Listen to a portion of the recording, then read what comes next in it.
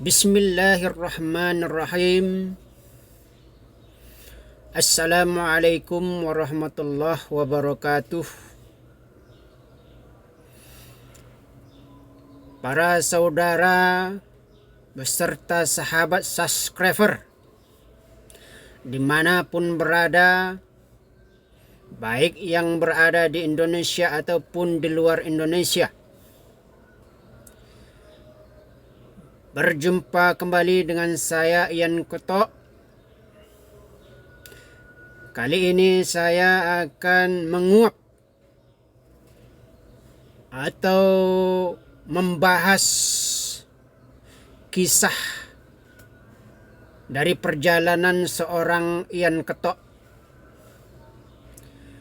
Akan tetapi sebelumnya saya mohon, sebelum menonton video ini, alangkah baiknya saudara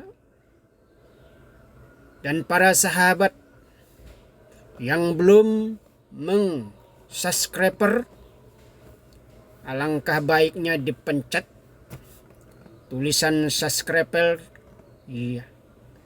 yang bertuliskan warna merah, dan sekaligus aktifkan loncengnya.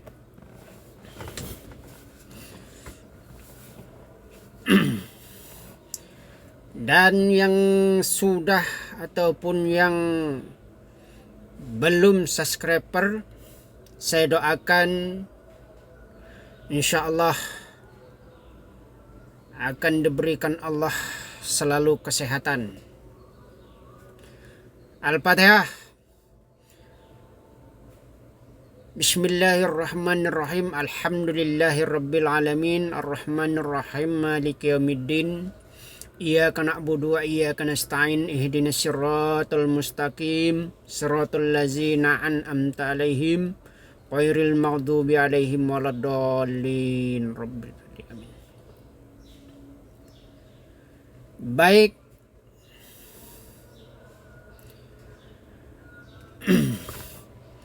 Pada dasarnya seorang Ian Kotok berasal dari Desa Waikuyung,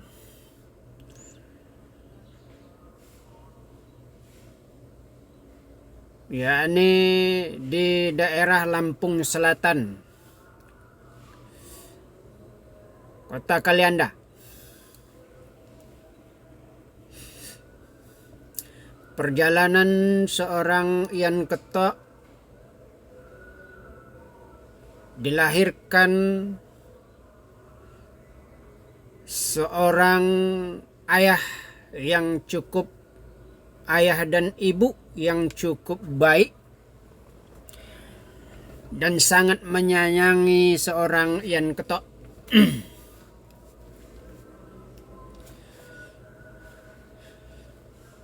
Seorang Ian Kotok dilahirkan di Desa Waikuyung, Dusun Waikuyung, Desa Tajimelela.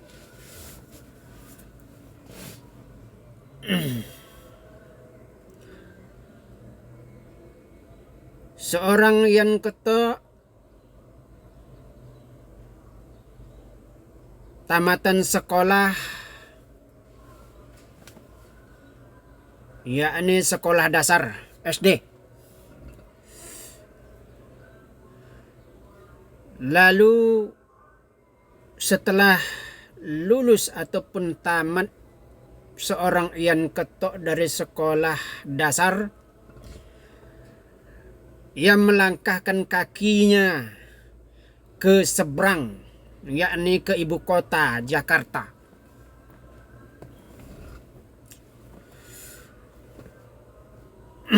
Lalu ia berkelana di Jakarta Selatan mulai dari tahun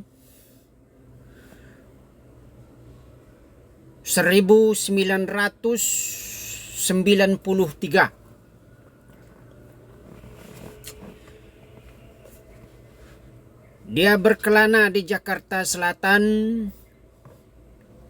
bekerja sebagai tukang las ketok, memperbaiki mobil-mobil yang keropos ataupun mobil yang eksiden. Lalu waktu terus berjalan, sampailah saatnya di kota ibu, di ibu kota Jakarta. Sudahlah sangat sulit di waktu itu, yakni Krismon, krisis moneter.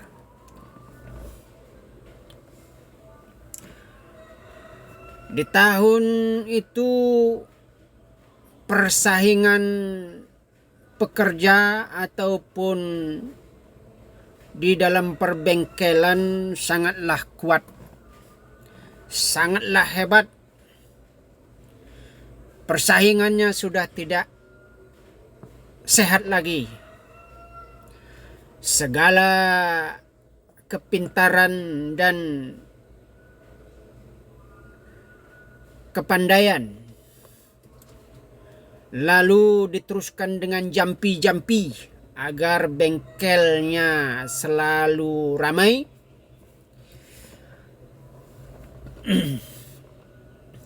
Dan persaingan dari bengkel ke bengkel sangatlah tidak sehat lagi. Maka dari itu seorang Yan Ketok berjumpalah dengan seorang kakanda kami, yakni Yan Ketok,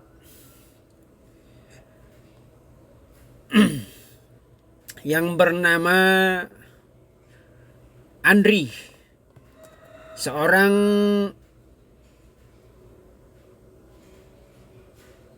Andri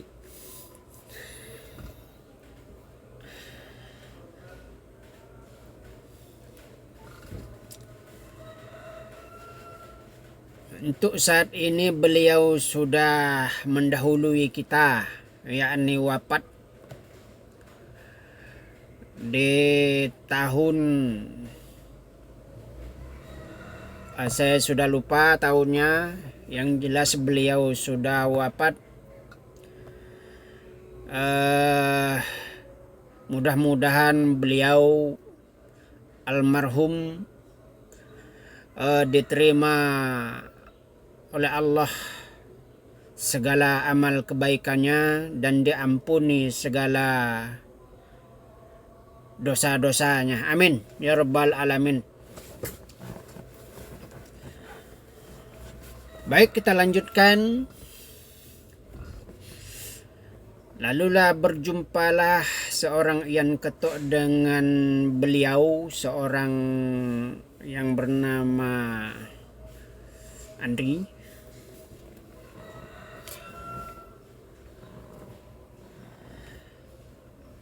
Lalu kami bercerita tentang masalah perbengkelan, dan beliau pun datang ke bengkel tempat kami kerja. Dia membeli sebuah mobil, mobilnya mobil hardtop yang akan dibawa ke Pekanbaru. Lalu saya diajak ke Pekanbaru. Di waktu itu saya belum bersedia untuk ke Pekanbaru. Waktu itu Pekanbaru saya tidak tahu di mana rimbanya Pekanbaru. Lalu beberapa bulan kemudian, lalu saya teleponlah beliau. Saya berkata, "Abang, jemput saya di Jakarta karena saya mau ke Pekanbaru. Lalu beliau menjawab, "Ian, saya sudah di Pekanbaru. Sudah tidak mungkin saya akan menjemput kamu karena Pekanbaru jauh." Oke, jadi bagaimana caranya saya kalau untuk pergi ke Pekanbaru? Lalu dia bilang, naik mobil, istilahnya mobil waktu itu saya naik mobil ALS. Saya naik mobil lalu saya bilang, saya mau ke Pekanbaru. Lalu saya naiklah, waktu itu ongkosnya 65.000. Waktu di tahun saya berangkat dari Jakarta ke Pekanbaru waktu itu tahun 1999.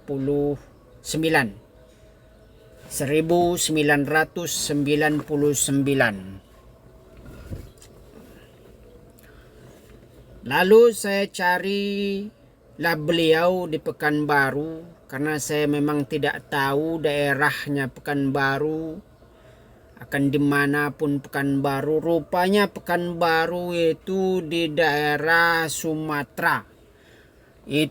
Sumatera itu ialah di tempat dimana saya dilahirkan karena saya orang Sumatera aslinya. Lalu cerita demi cerita, dijemputlah saya di terminal bus ALS. Di waktu itu saya telepon waktu pagi hari sekitar jam 7. Saya bilang, "Bang, saya sudah sampai di Pekanbaru dan saya sekarang berada di pool mobil ALS." Lalu beliau menjawab, "Oke, tunggu 5 menit saya sampai." Waduh, berarti jarak dengan bengkel dia dengan pool ini sangatlah dekat karena 5 menit. Nah, lalu waktu itu kami sudah saling tidak mengenal. Karena kami jumpanya itu kan di Jakarta itu hanya sekilas. Segala ngobrol, kira-kira anggaran 10 atau 15 menit kami ngobrol, lalu kami berpisah. Lalu berjumpa kembali kami di Pekanbaru, kami sudah saling tidak kenal mengenal. Lalu saya tunggu sampai jam 8, di manalah dia ini? Di manalah beliau ini? Kok sampai jam sekian belum juga hadir, belum juga datang di pool mobil ALS ini. Dan beliau pun seperti itu juga. Di dalam hatinya, di mana sih Yan? Katanya dia ini sudah sampai di pool mobil ALS. Buktinya tidak ada.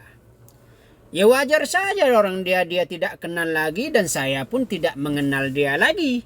Wajar. Padahal kami itu berhadapan bertatap muka. Nah, lalu habislah semua orang yang di pool itu. Jadi tinggallah kami berdua. Lalu kami itu saling tunjuk. Kata saya, "Bang Andri." "Oh iya ya?" "Iya." "Aduh, dari tadi saya menunggu.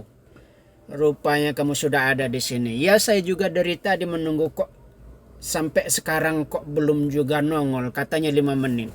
Oke, ternyata kami itu sudah saling tidak mengenal. Tapi ketika kami sudah seperti itu, ya biasa lagi. Karena kami saling membutuhkan. Dia membutuhkan tenaga saya pun membutuhkan di bidang pekerjaan dia. Istilahnya di tempat di mana dia memimpin bengkel itu. Nah, lalu terus berjalan saya di situ kira-kira beliau, saya bekerja dengan beliau itu dengan waktu tidak terlalu panjang. Bisa jadi waktunya cuma 1 tahun. Lalu berpisahlah kami. Karena dia buka bengkel, saya pun masih tetap di situ. Lalu kami terus saja berkomunikasi.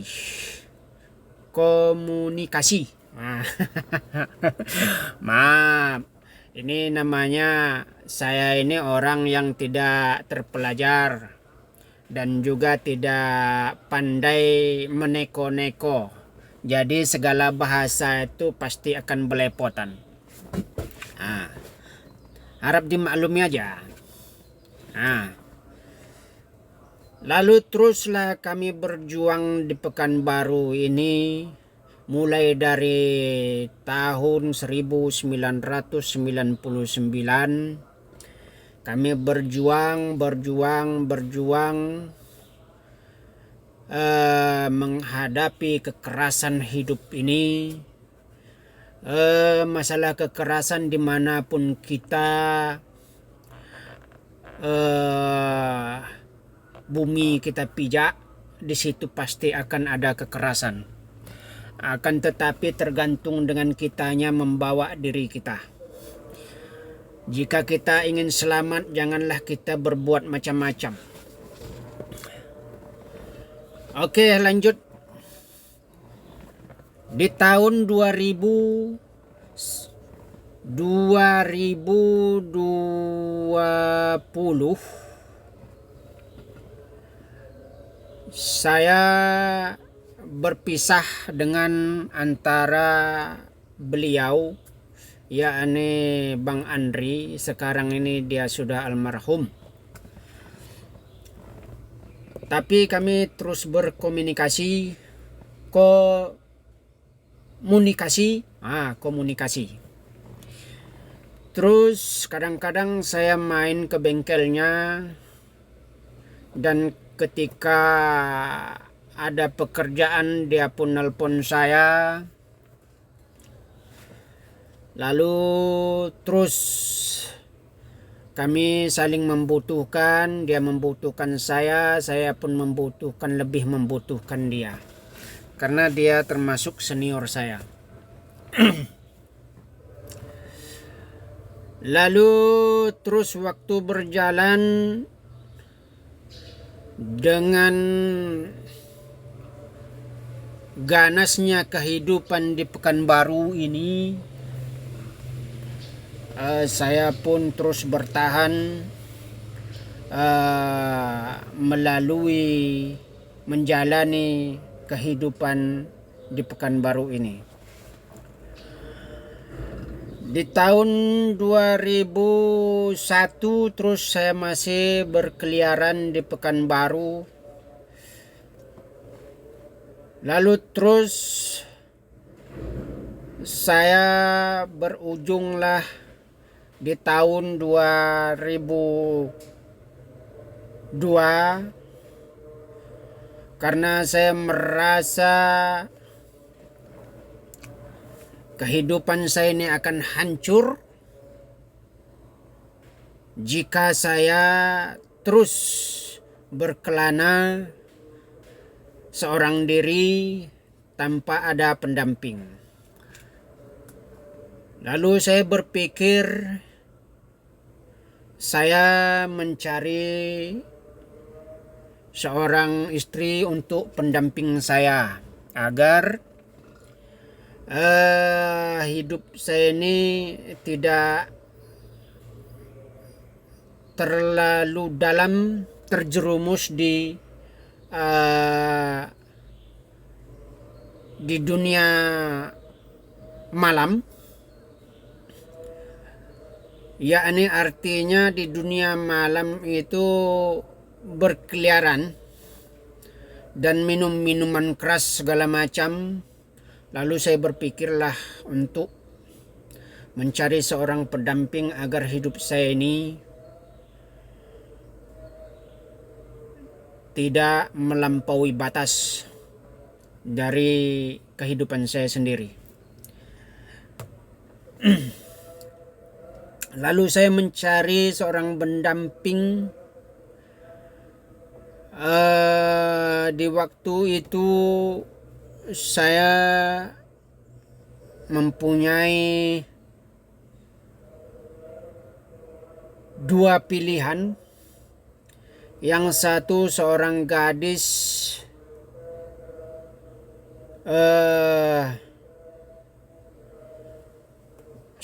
gadis namanya pun ya sama, namanya Nur juga.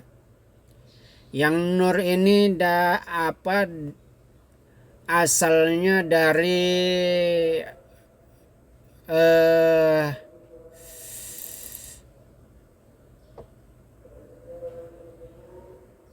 daerah Mandailing. Dan satu lagi yang istri saya sekarang ini dari Aceh. Lalu saya memilih di antara keduanya, yang saya pilih adalah yang dari Aceh. Karena saya tengok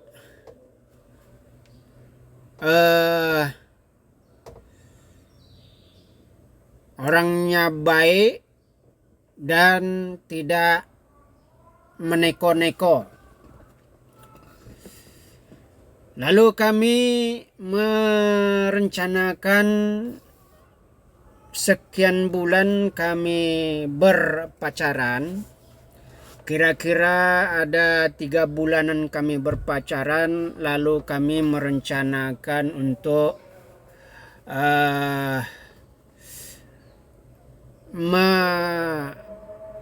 mengikat lebih jauh, yakni melaksanakan pernikahan agar kami tidak menjadi fitnah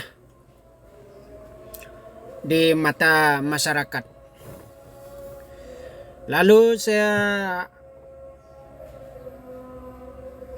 menikah di tahun 2002.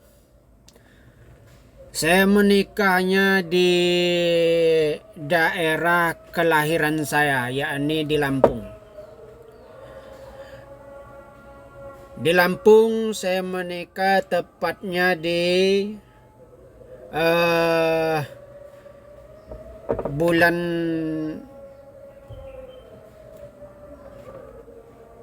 berapa ya? Di bulan 9.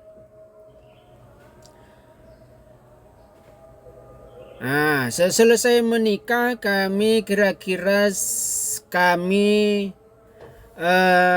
di Lampung sebulan lamanya kami di Lampung. Lalu kami berniat untuk balik ke Pekanbaru kembali untuk menata atau untuk berjuang untuk kehidupan kami. Lalu terus kami berjuang.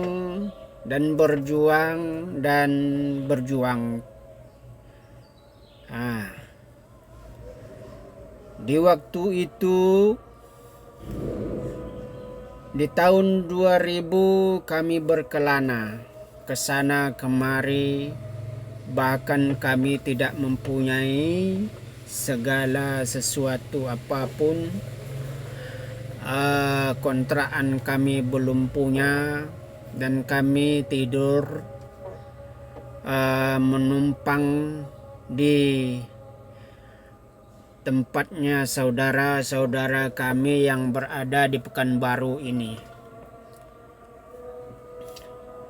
Lalu ketika kami mempunyai dana sedikit, lalu kami mencarilah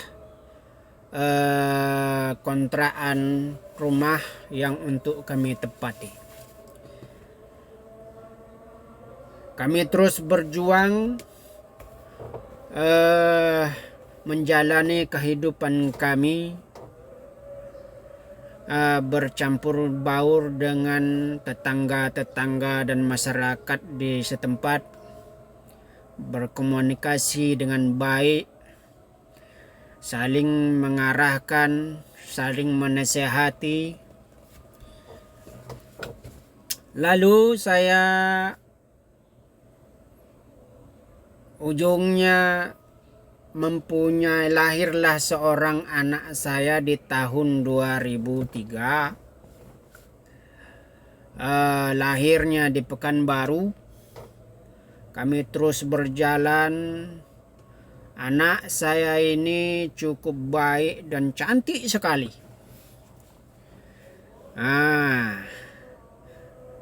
Walaupun tantangan serta rintangan cukup berat, akan tetapi tetap kami jalani. Lalu kami sangat gembira dan sangat senang sekali dengan kehadiran anak kami yang pertama.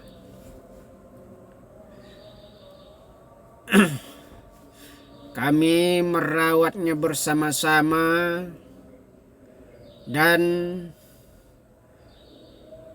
karena saking senang dan saking gembiranya kami, karena dia adalah anak pertama kami yang kami baru mempunyai anak ataupun momongan, kami sangatlah senang. Lalu apa yang diminta oleh anak kami ini,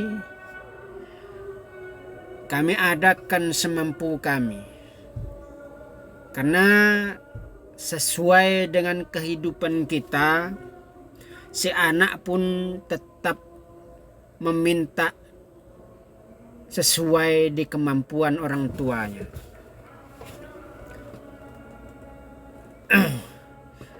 Lalu terus waktu bergulir,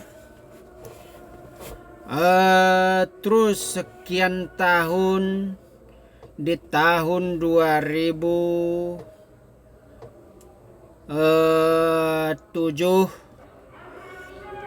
lalu kami pindahlah ke daerah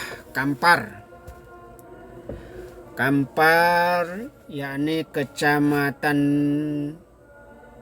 Tambang, Desa Taraibangun. Disitulah kami mengontrak rumah. Lalu kami disitulah merintis kehidupan, menjalani kehidupan dengan semampu kami, dengan kondisi yang kami punya, kemampuan yang kami punya. Lalu kami terus berjalan dan terus berjalan. Istri saya terus mendorong seorang suami, yakni saya adalah Ian Ketok, didorong terus untuk maju ke depan, dan untuk maju ke depan. Jangan mengeluh dan terus berjuang. Itulah yang diucapkan oleh seorang istri, ya ini istri saya. Lalu terus kami berjalan. Segitu kami berjalan, pindah lagi rumah,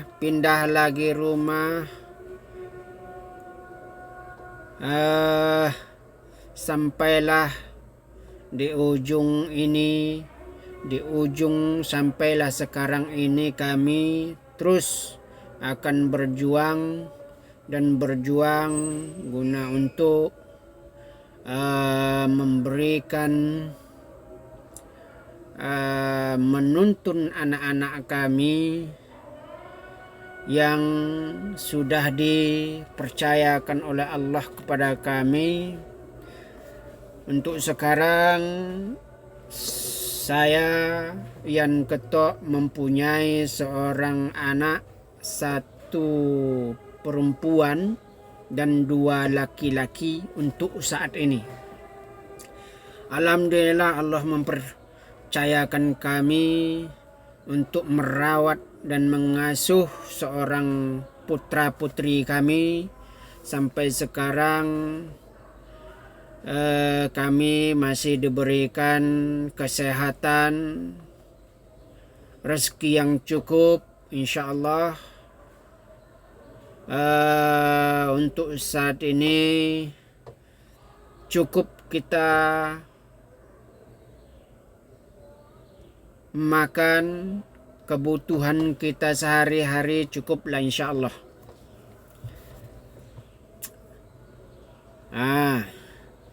Akhirnya kami terus berjuang dan berjuang sampai saat ini.